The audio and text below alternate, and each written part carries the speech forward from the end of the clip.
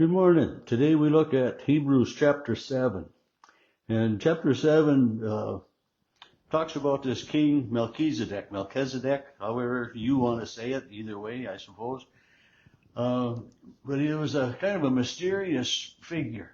Not much was known about him. In verse 3, actually, the writer here says about Melchizedek, without father, without mother, without genealogy, having neither beginning of days nor end of life, but resembling the Son of God. He remains a priest forever. And so I did a little bit of looking, trying to figure out a little bit more about this King Melchizedek, the high priest. But there's not a lot of hard evidence about too much of him. And there's speculation that this high priest Melchizedek was the Holy Spirit, incarnated, since he was without father, without mother, there isn't any logical thread to him, but he comes into play as this King Melchizedek, the high priest, king of Salem, comes and blesses Abraham. And that's the first we hear about this King Melchizedek, and he's high priest forever. And other high priests are lifted up and compared to him, but none are the eternal that way. And in chapter 7, toward the end of it, the writer of Hebrews indicates that Jesus is now the high priest in the order of Melchizedek. We've been reading that. And he is, because he will live forever. Jesus will live forever in God's presence, because he is, part of the triune God that way.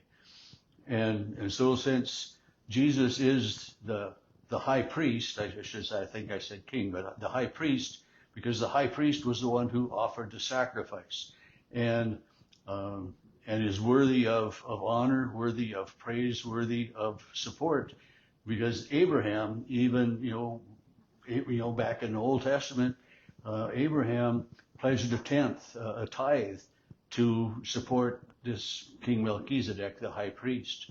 And so Abraham, the one that God chose to be the father of many people, looks at this King Melchizedek, the high priest, as someone worthy of honor, worthy of support, and all of that. And verse 4 of chapter 7, again, the writer talks about Melchizedek.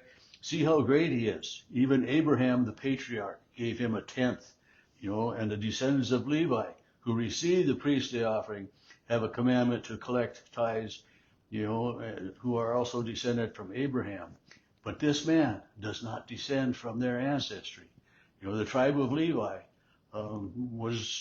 they were the ones, the Levites, they were the priests, and they didn't get land and everything of their own, but all of the others were to support the Levites, the priests, that way. And so it was, this King Melchizedek, the high priest, the priestly order of the Levites and all were based on this almost mythical person, because there just isn't any more information about him. I read a few things that it's kind of speculation and maybe some historical fact, but it's how do we find historical fact today that's from 5,000 years ago? And it's the one thing I read that said that this high priest Melchizedek, or no, it wasn't. But anyway, someone else was, like 2156 BC. We don't have computer records from there. We know that, but so they can search the other historical archives but don't really come up with very much of any hard, solid evidence about this high priest Melchizedek. But here the writer of Hebrews and other places too, we hear that Jesus is the high priest according to the order of Melchizedek, that he is worthy of praise, of honor, of support, and all of that. And um, and it talks about other priests as well. That in verse 15, the writer says, if perfection had been attained through the Levitical priesthood, for the people received the law under this priesthood, there wouldn't be need for another priest. But since perfection wasn't attainable through the Levitical priests or through anyone else, we needed to have this new high priest in the order of Melchizedek, one who would live forever in the presence of God. And so even as much as this chapter talks about this high priest, it still leaves an opening in my mind as to just exactly who this high priest was. But that's not what's so important about it all. But the writer is using all of this about the high priest Melchizedek and the fallibility of all the other high priests that have come to be able to be the high priest forever. And Jesus now is the high priest forever. Verse 25, the writer says, consequently, he, Jesus, is able to save for all time those who approach God through him, since he always lives to make intercession for them.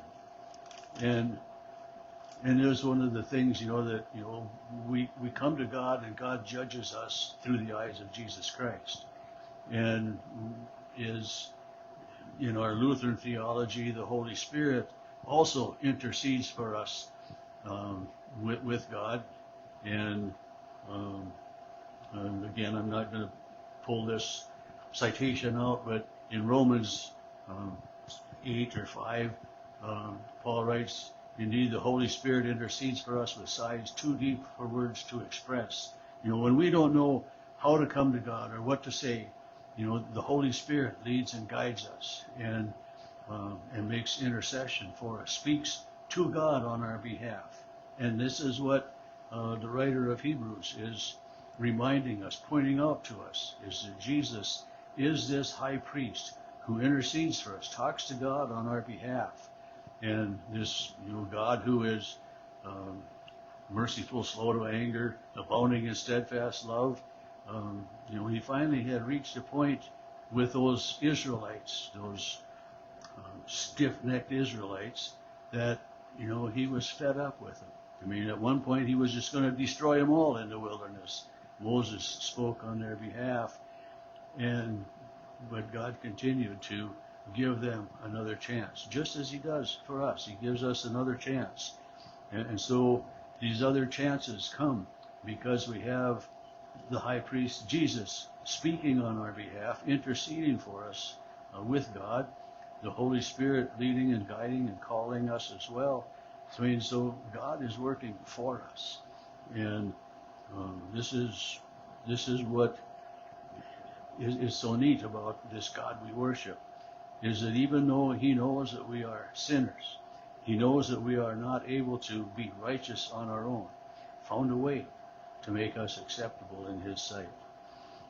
Verse 26, the writer says, it was fitting that we should have such a high priest, holy, blameless, undefiled, separated from sinners, and exalted above the heavens.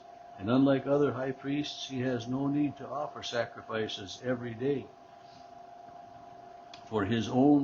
first for his own sins, and then for the people. He did this once for all when he offered himself. That was verse 27. So Jesus offered himself for us. The other high priests would offer burnt offerings, grain offerings, other, whatever sacrifices had been brought to them. But Jesus, this high priest that is speaking forever on our behalf, gave himself for us. And that's the message of the gospel.